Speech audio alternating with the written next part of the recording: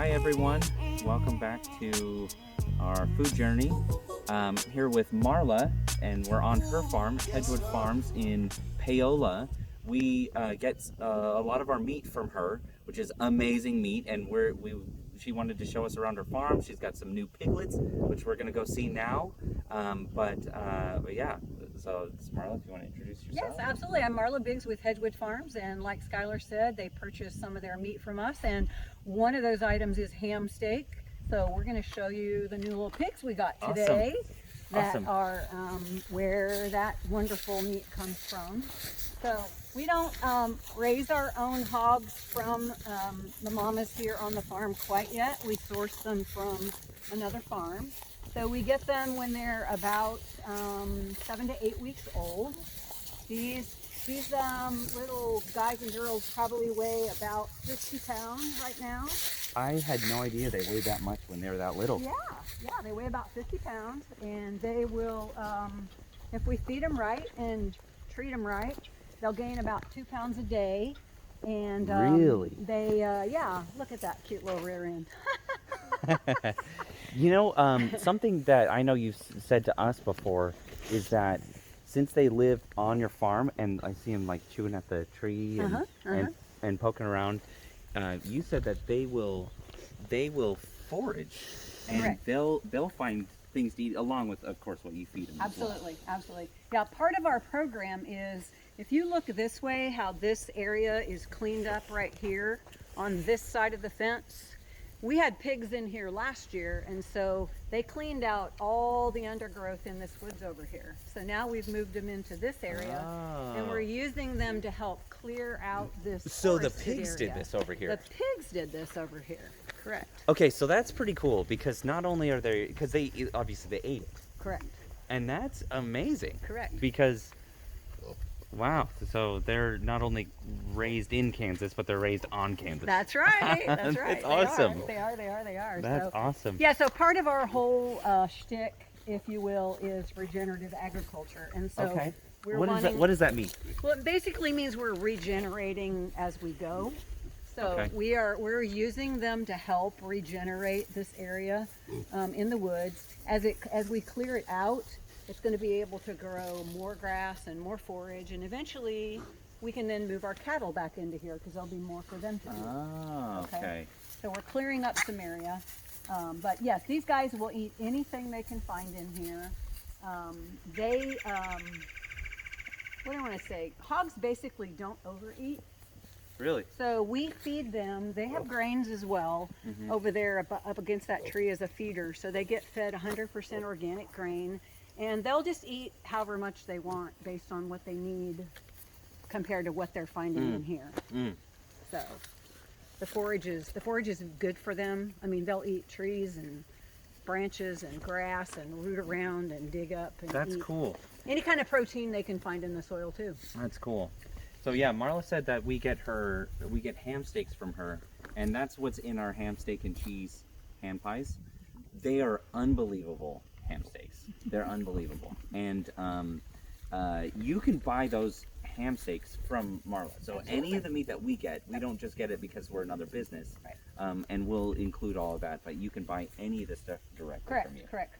Yeah, we sell direct to consumer, and we do home deliveries in the greater KC metro area. We also are at a couple of local farmers markets. So we are at Lenexa, and we are also at Brookside Farmers Market in Kansas City, Missouri. So lots of options. We try to make it convenient. We do little piggies, we do chicken, we do beef, we do eggs. Got a little market garden. So yeah, these guys will go about till they're about 6 months old. So we have June dates on the books for taking them to the processor, and they'll weigh somewhere between 300. They'll weigh about 300 pounds. Yeah. That's amazing. Yeah.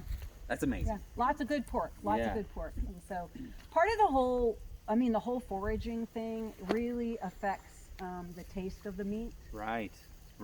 Versus just putting them in if you think about putting them in a lot like this where all they do is stay in a pen in a mud lot, Right, eating grain right. with nothing else to eat.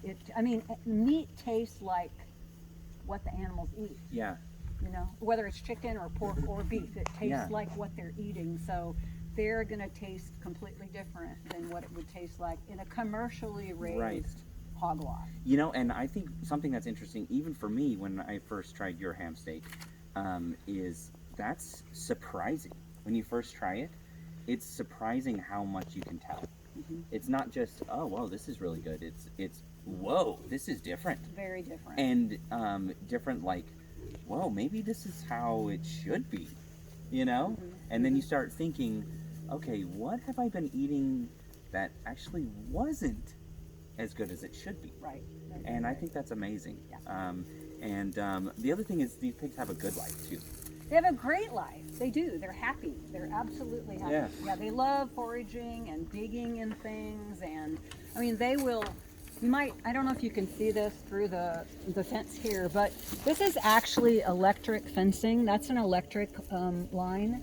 So we're training them to electric fencing because ultimately we aren't going to leave these hog panels here. Really? Because when we move them, all we want to have to move is this light little line with these stuck-in posts. Okay. So to make it efficient from a labor perspective, Right. we don't want to have to move these. So right now we're training them to that electric fence. Once they know that that wire is hot, Right. they We'll will go around. never Yeah, come yeah, near yeah. it again. Yeah. They learn, hogs are really smart. They learn Yeah. really quickly. So they're, because we just got them and we got to train them to it, they're inside this fence here. But when we move them next time, we won't put these panels back up. We'll just see. have a double wire electric fence. I see. Oh, And interesting. so other than them, their little snouts learning that that's hot and don't touch it, Right. they live a really great life. You know, I think that's a good segue into, and if you want to show us something else. Okay. But I was just asking you, so you said from a labor perspective, I know mostly you and your husband, Right, right? right. And we're the same way. It's mostly Carrie and I Right. at the bakery. Right. And you have one person working for you, but you weren't, I was just asking, so how long have you guys lived here? And how long have you been farming? Right. And you haven't always been doing this. So That's you want correct. to share a little That's bit of your correct. background? That's correct. We actually have two people that work for us. Oh, okay. So we've lived here for about 22 years, and my husband had a farm many years ago down in Winfield, Kansas, where he did some row crops and he raised a few hogs at the time. But then we were both, I guess the best way to put it is IT professionals. So started out as computer programmers, and then Brian ultimately had his own computer consulting business. And So like the same thing as farming. very different. than Easy farm- transition. Very different than farming, but you know, we've run businesses before, so it's, you know, farming, you still have to know how to run a business to run a Right, farm. right.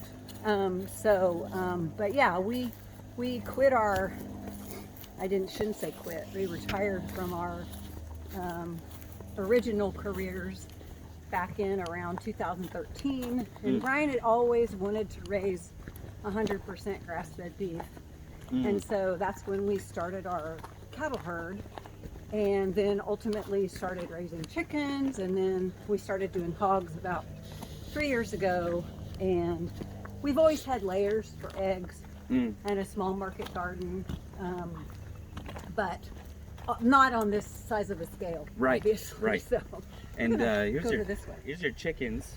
Yeah, these are what we call spent hens. So these are layers that they're old, and so they're only producing an egg about once every What did you call? third or fourth day. Spent. Oh, okay. They're used up. Okay. Spent hens. They're used up. So they're separated out from our actual production hens, which are over there. We'll walk over that way and show you okay, those. Cool. But yeah, so they're getting ready to move to another farm because it's not cost efficient for us to continue to keep them and feed them if they're only laying an egg Right, about that makes once sense. every third or fourth day. Yeah. So we have 100 new hens that are over here in Really? the chicken tractor area, and you can see they're helping fertilize the ground too. Right. So My favorite breakfast to eat Yes. is when we cut up the ham steak at the bakery. Um, a lot of times I'll save some of the fat around the edge. Yeah. And I'll bring it home. Oh, there you go. And so whenever Watch we the get, food. whenever we, oh right, whenever we get, should we go around and step over it? We can step over it. Okay. Yeah. So so whenever we get your eggs, which are amazing, I'll cook them in some of that ham steak fat. Yeah, the ham steak fat. Yeah, And for sure. then I'll usually combine it with some salsa from another vendor, you know? And, Right. That's so good. Very good. Very good. Very good.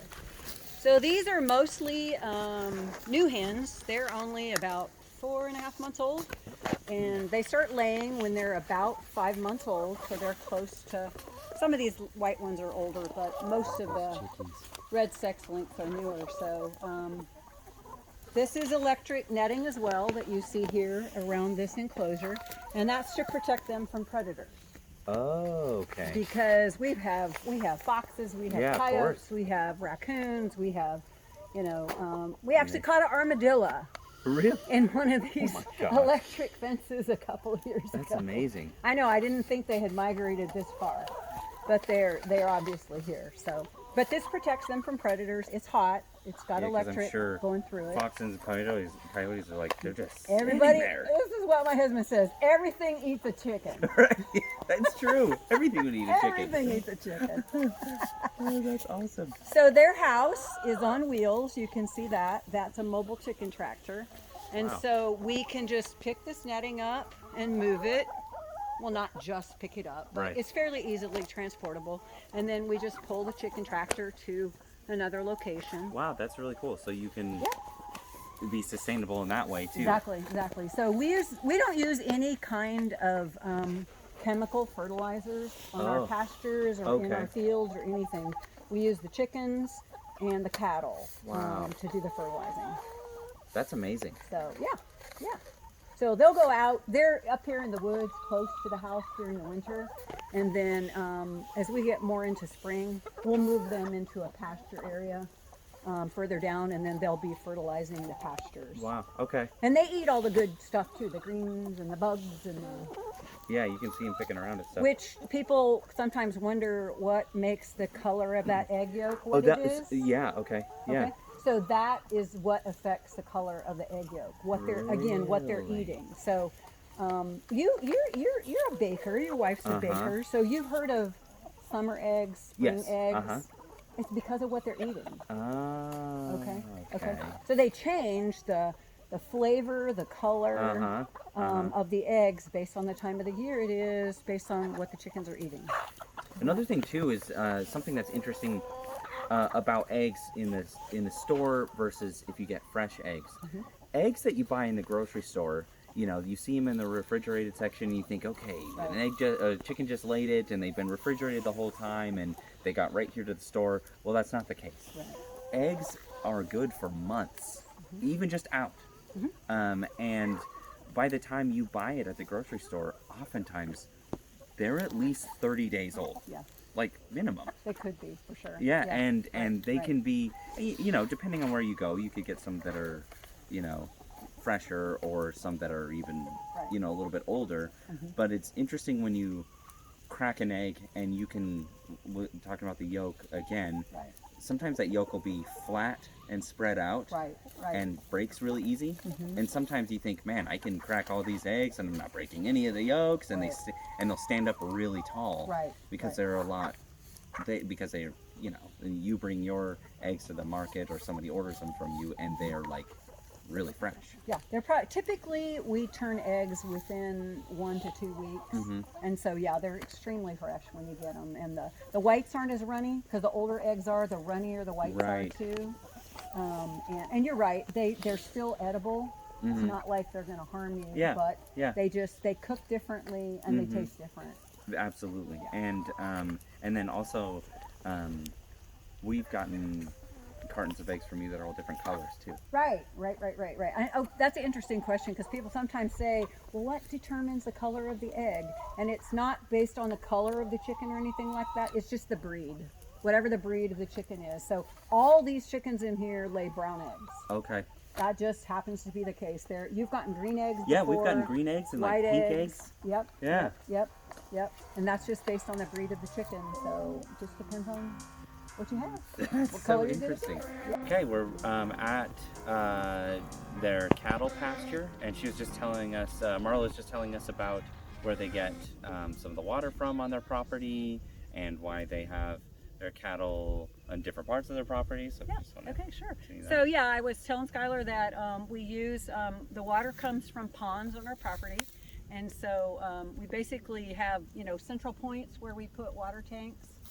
You may be able to see the one that's in the background over there. Mm-hmm. But we have black tubing run all across that we can pump water from a pond that's up north of here that you can see. So we've got that. We've got ponds pretty strategically located around the farm. Cool. Because we move the cattle fairly frequently depending upon the conditions of the grass.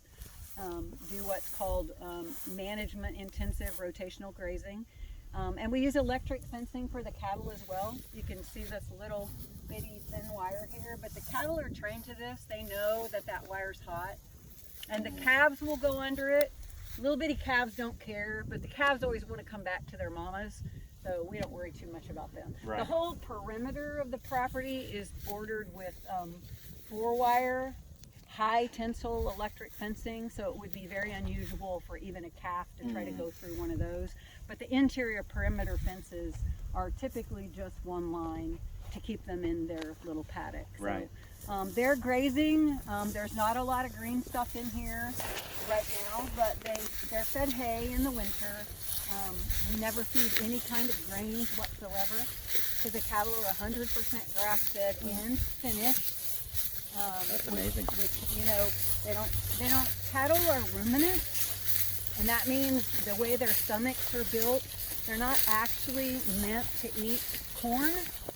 They're meant to eat grain, legumes and grass is what they're meant to eat. So that's why we went back to the pre-industrial agricultural days of Right. feeding grains, and we just simply let them eat the grass the way they're intended to be. And that affects the flavor of the meat. It affects how much fat is in the meat. Some people prefer corn-fed beef. Right. That's fine. It's just a matter of personal taste as far as what you like or what you don't like, but it also has health benefits Okay. because when the cattle are eating strictly grass, the omega-3 fats are higher in the meat that you're eating. The omega-6s, there's a balance between the omega-3s and the omega-6s. And there are some scientific studies that show that there's definitely health benefits to eating 100% grass-fed, and that applies to cattle. It applies to chickens. If chickens are being raised on pasture versus being fed just grain, that affects the omega balance in what the feed is that you're eating. Interesting. Yeah. Yeah, and I think Midwest is somewhere where someone could tell the difference between corn and grass-fed beef. Yeah. And for sure. Yeah, for sure. But I think that's we get your ground beef for home Correct. all the time, Uh-huh. and that is a huge difference. Huge difference, even just ground beef. Right. And it's a lean ground beef, Uh-huh. but it tastes like, you know what I mean? Like where you get a really lean ground beef from just whatever, Right. Right. and it's like you almost want to be like, maybe turkey. Wasn't it? You know what I'm saying? Though? Right. Like you can tell the difference, but Right. but with the beef that you have, it's so good. Good. I'm glad you like it. We love it. We like it. So the cattle are here. This breed is Scottish Highlands, and they're pretty docile. They're not gonna let us get real close to them, but they're very docile, tame, calm animals. Hi, baby cow. How you doing? Choose one type of cow or over another. Sure. We originally picked this breed because, well, first of all, they're somewhat smaller. They are better adapted to eating just pasture and grass. They have a different flavor profile. I mean, Okay. sometimes what you're tasting may be because So what's the difference? it's a different breed. You know, it's not something I can quantify. Okay. With Okay. with it's just that if you take some meat from a Scottish Highland cow versus Wagyu. People are always talking about Wagyu, right? Or an Angus. They may taste different to your palate. They may not. Depends upon your palate.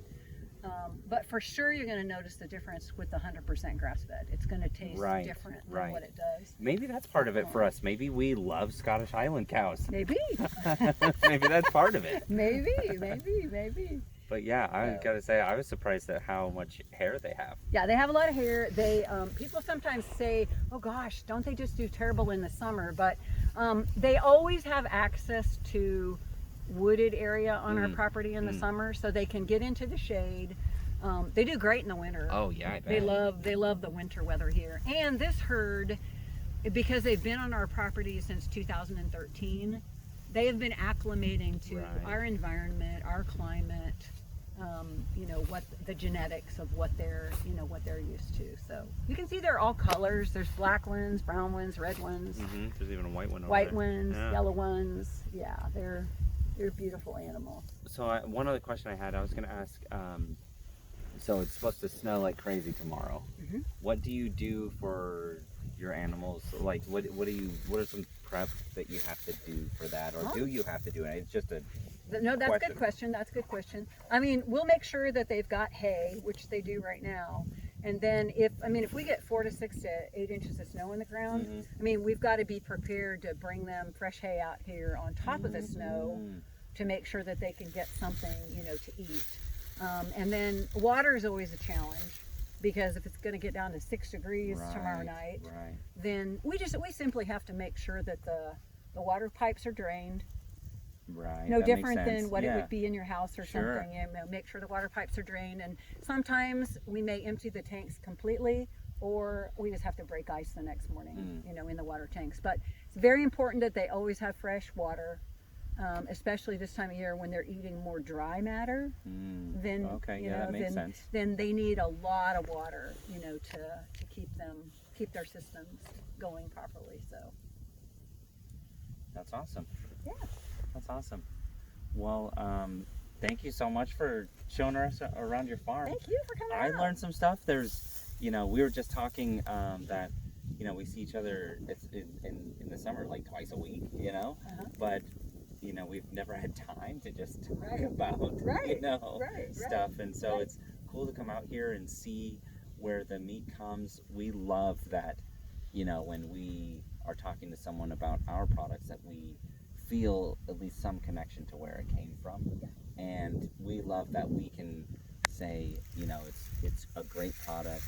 You can get it from Marla directly, and we love that they're great people to deal with.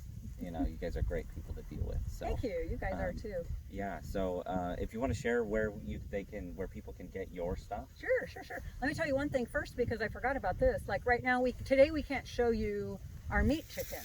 Oh, okay. Yeah. Because we don't raise meat chickens in the winter, because the meat chickens need to be raised on fresh pasture, green pasture.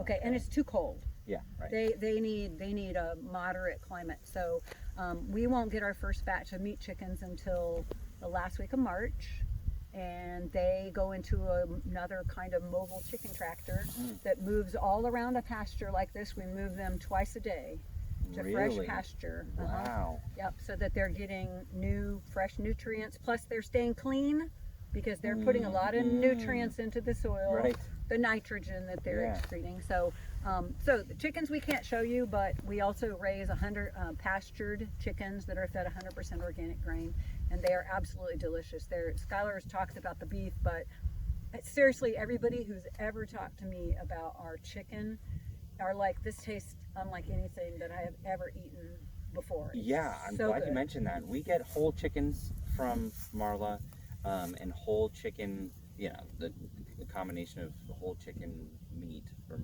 every part of the chicken goes into our chicken pot pies, which your customers get. Yep. And our hand pies as well. And You're right. The chicken. Rural environment and being raised the way that nature really intended them to be, then it just makes a whole complete difference in what the meat tastes like. Something that's really interesting to me, I don't know if this is anything or maybe not, but when we will get some chickens, and if we'll say, all right, let's let's cook some chicken for ourselves. That chicken, it's so good. It's so easy to cook without it being dry, Mm-hmm. It's so good. And then even when we put it in the fridge and eat some later, it's still great. Still great. I don't know. Awesome. Yeah, I don't know. I mean, it must have something to do with that, but yeah, chicken is super good. Yeah, So it's super good. So yeah, so come and see us at the Lenexa Farmers Market. That market will start the end of April.